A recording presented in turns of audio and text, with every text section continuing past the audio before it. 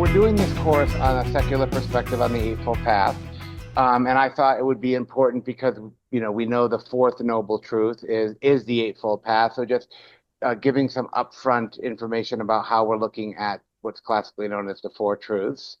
And really in a secular context, meaning about how we live in this world, this time, this place. And so the way we're looking at it is this is a path that's not trying to end suffering or dukkha, but really trying to embrace that suffering. And that begins with a recognition of our human experience, the way that dukkha is defined in the early discourse, that this is something that we want to embrace life, embrace dukkha, suffering. We want to let go or let be or overcome, whatever word you want, this kind of reactivity that arises in our experience, traditionally known as craving or tanha or clinging, all of that stuff that kind of rises up in response to how we embrace the world. We want to be able to recognize the rising up of this. We want to be able to overcome that and witness this kind of ceasing of that, which is really nirvana or nibbana. And from that nibbanic sensibility, this non-reactive awareness, mindfulness, then that allows us to flourish, to live into the world, to come into contact with what we would traditionally know as right view or a kind of perspective on experience.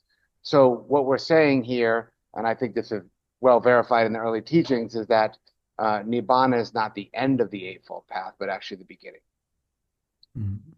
And then that would bring us into this kind of first path factor. Am I getting that correct? And is there anything you want to add to that? You think that might be important so people get a sense of how we're approaching this? Okay, I know you summed it up very well, I think. I mean, remember that this is my interpretation of these Sure, early texts. So one must take that with the necessary pinch of salt. sure. But I found over the years, and this goes back a very long way, that this particular way of reading and iterating the Four Noble Truths is has been enormously helpful. And so, yeah, the way you phrased it is very good. It's not about ending suffering, it's about embracing suffering. It's noticing that when we encounter situations in life, we very often find ourselves immediately reacting. Either it's fear or it's a desire or it's something that's just happening unbidden. And to notice that and to not get immediately just sucked into its narrative. And that allows that from that very moment a clarity, a non-reactivity that we might call mindfulness, as you did, that allows us to see a space in which we can then respond to the suffering or the life situation we're in, rather than just habitually reacting to it. And it's that opening of that possible response that is, for me, the nirvanic moment that then leads us into seeing the world, thinking about it, saying something, doing something that constitutes a response to the world that is not premised on our habitual conditioning and reactivity. Yeah, so in that sense, to just kind of frame your ideas up a little bit more, is where we're shifting to kind of a task-based model. We're not trying to say this is the truth, this is a description of reality and how reality operates, but more so something that you need to do. It's asking us, it's prompting us to respond to the world in a way so that there's the emphasis is on doing something rather than knowing So, something. well, it's both really, but yes, Yeah. I think that is, I mean, I often sum this up as saying we're making a move from a truth-based metaphysics. In other words, the origin of suffering is craving. That is a propositional truth claim. It's saying this is the nature of reality. Now, I think that's a later interpretation of that basic fact. And in fact, I'm coming round very much now to thinking instead of four truths, the four facts of life. Yeah, The four sure. facts of life are suffering, arising, meaning reactivity arises, ceasing, in other words, we notice moments in which we're not reacting, and pathing, Yeah. which is the responsive, non-reactive way of being in the world that penetrates the whole of what we do in life, not just being very good meditators. That's one part of it, but actually it's more to do with our ethics, our philosophical understanding, the wisdom we might have, our relationships with others. All of that constitutes the Eightfold Path. So the Eightfold Path is not a sort of a description of how to get to nirvana, as it would traditionally be understood, but rather it's very much a description of how we can flourish more fully as the human beings we are if we're able to engage with life in a responsive, compassionate, wise way rather than in a reactive, self-centered, confused way. See, I appreciate the optimism of that because the basis is flourishing and well-being and those things. It is how Yes, it's moving absolutely. into the world rather than because this whole ending things has so much aversion built into it. So, That's absolutely right. Yeah, yeah. that's So, absolutely right. so just a couple more things before we get into these path factors and how we're thinking about them, I think are important. Is you mentioned the word path and you said pathing, which I like. And just to get technical for a minute and tell me if I'm wrong, I know that this word path, maga, is also synonymous with the middle way. So the middle way and the eightfold path are kind of the same thing. But technically, I believe that isn't pathing or path, maga, is an intransitive verb, which means that it implies us doing something, but it doesn't necessarily have a specific direction or a specific object to it, which makes it, I think, open-ended and deeply personal. Yeah, that's a good way of putting it. Yeah, I'm positing a path without positing a goal of that path. Right. Which I think is, challenging, but also a lot more meaningful because we all have different goals and different ambitions and different things we want from the world. And to try to universalize that seems a bit silly at this day and age. Well, I would say so. I do think we have to be a little bit cautious here. I mean, clearly, the Eightfold Path is not something that will enable you to become a better, criminal Banker. or something, or whatever it is. Since see, I understand the Eightfold Path is essentially ethical. It's Okay. basically about how we form and develop our own character, the kind of being we present to others in the world. How do we work on that?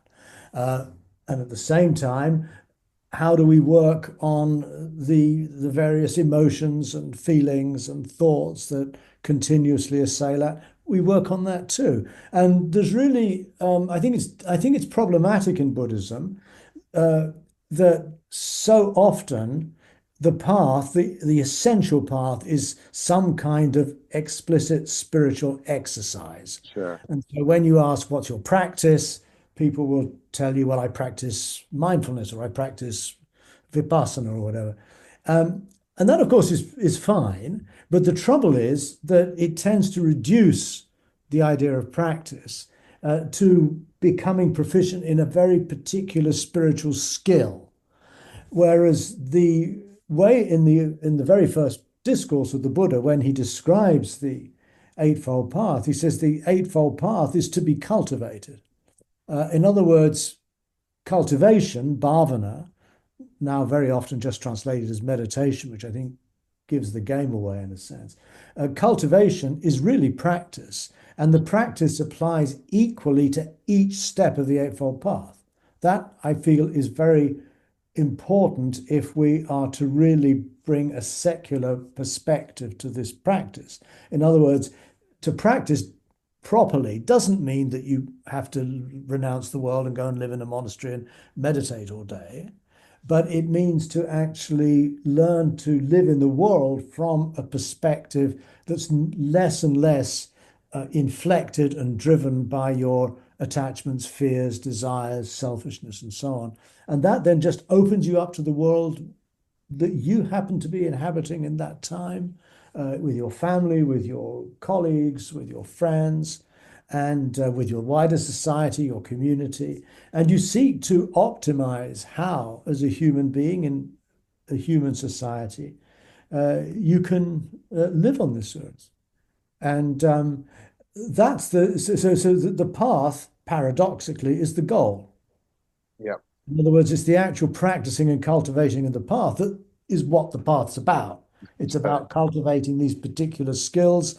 And it's also important to recognize that, in fact, we might even talk of the goal of the path is learning how to integrate these eight elements. Yeah. rather than having them, going off in different angles, perhaps actually at times even being in contradiction or working against each other.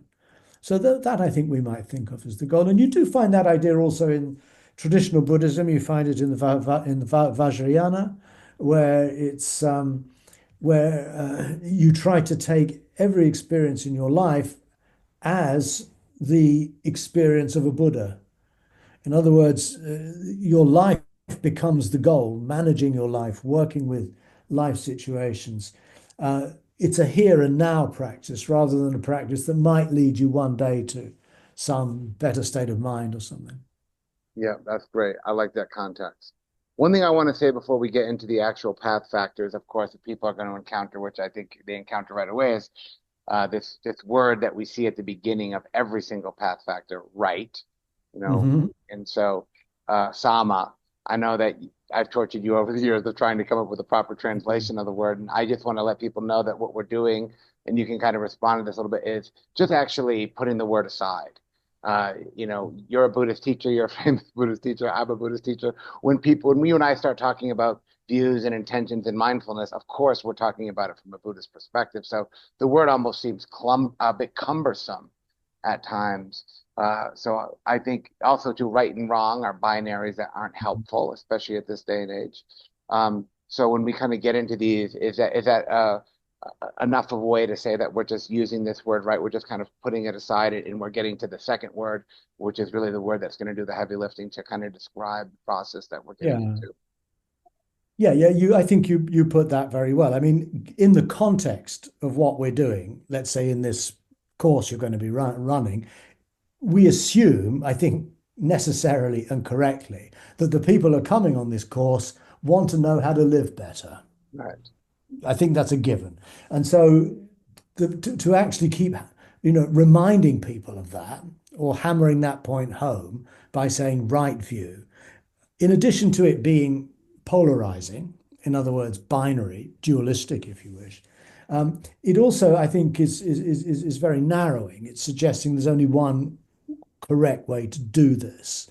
Um, and I don't think you can really go very far with that. And also, I think it puts you into a position where you'll constantly be worrying whether you're doing it right or not. You have to try these things out, explore them, experiment with them. And I rather prefer to see the path, the path factors, the 8 steps in the Eightfold Path, as really just domains of our existence. Yeah, that's right. And that to me is far more important than arguing endlessly over what the word sama or right means. Sure. It's really to become more conscious of what constitutes my view, or as I translate it now, my perspective on life. What's the overarching way in which I make sense of the world, um, and so forth and so on. My imagination, um, the way I communicate, the way I apply myself, the way I work, the way I do meaningful work as opposed to necessary labor, the way I find my own voice. These Yeah. are all elements that need to be developed side by side. And that's enough, I think. We don't need to constantly remind we don't need to constantly remind ourselves that this is the correct way to live. That's Right. redundant. Yeah, so the Eightfold Path is to be embodied, really. They're really dimensions of our experience. That's right. Yeah. Because I think about we want to embody the Eightfold Path as much as we want to cultivate it.